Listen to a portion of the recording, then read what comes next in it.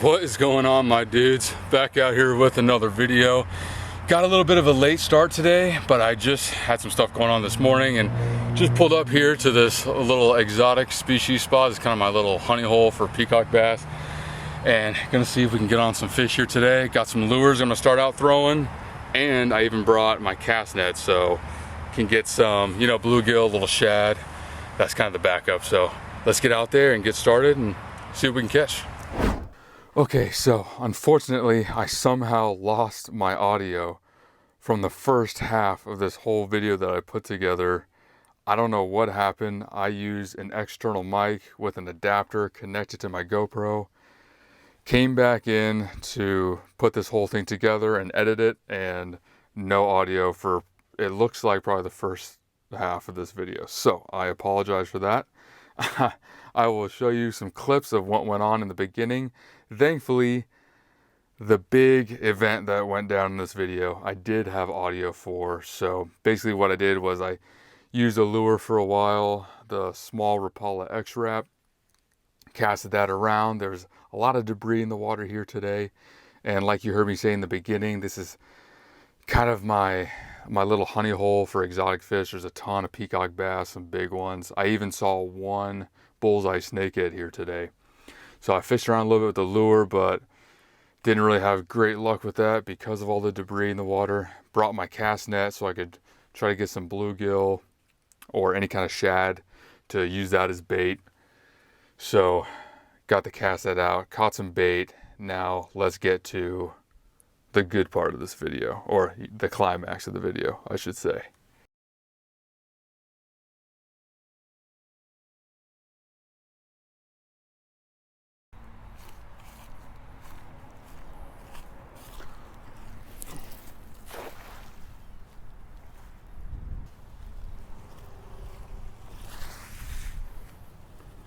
Dude, there's a big, actually that might work.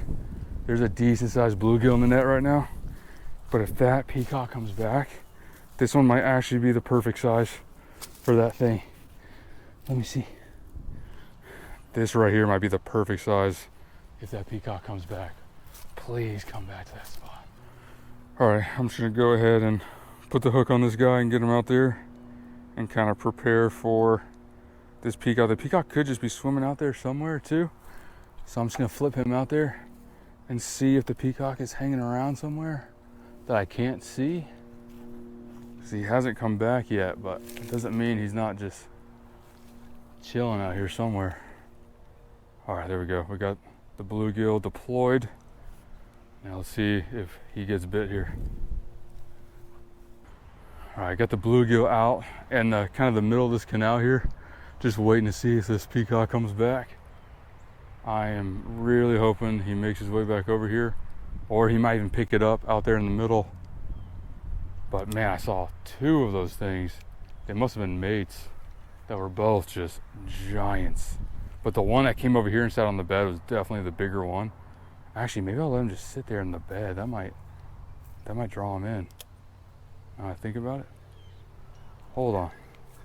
I might just let this bluegill just kind of hang out in that bed where he's easily visible. That might be a good move. Yeah, I see that peacock right out there. He is big too. Oh, he swam fast. Oh wait, did he grab it? Did he just get my bait? Oh, he just took my bait.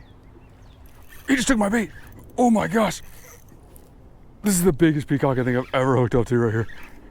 I can't believe he just ate that. Oh my gosh, he's massive. I cannot believe he just ate that. He was coming straight this way out in the middle and he just ripped. Oh my gosh. Dude, can you believe this? This thing is massive. Oh my gosh. I cannot believe he just ate that. Holy cow. This might be my biggest one I've ever caught here. That's nuts. This right here, probably the biggest peacock I've ever caught. That is an absolute tank. Look at his tail, how massive his head is compared to my hand. Guys, I'm 6'3". That's how big he looks. he was swimming right towards out in the middle there, and I had my little bluegill, which was acting like it was dead. And this thing just came flying in and smoked it, and I saw him just go crazy on it, but I'm gonna get him back in the water here so he can survive. That was nuts. Got our fish right here.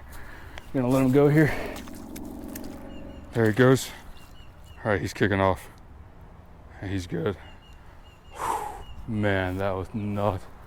All right, that was absolutely insane. I think that was the only bait I had. I just had that decent sized bluegill, and I thought these big peacocks that are swimming around, they might eat something a little bit bigger. I mean, realistically, it's not that big to a largemouth bass, but for a peacock bass, you know, it's kind of big compared to the baits that I'm using. But I think I'm just gonna put a lure on and cover the rest of this area, because I've been seeing actually a lot of peacocks swimming around. So I'm gonna see if I can catch them on lures, and then, yeah, let's just keep moving around and see what we can find here. Crazy. All right, I'm hoping this spot over here has less weeds. Actually, it looks like it's got a lot of weeds too. No, away from the bank, it's not as bad actually. Check this out. That's not as bad.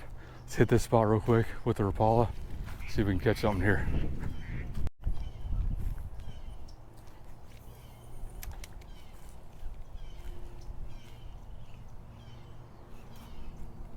Oh gosh, peacock just rolled up right in his bed in front of me.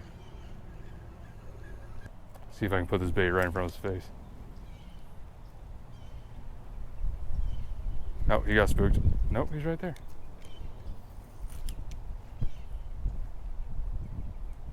He's right there. Is he gonna eat it? He's looking at it. He's looking at it. He's not moving. Oh, got him. He hit it right there. He hit it right there. That's hilarious. He just smoked this thing. Oh, came off. Tiny little guy.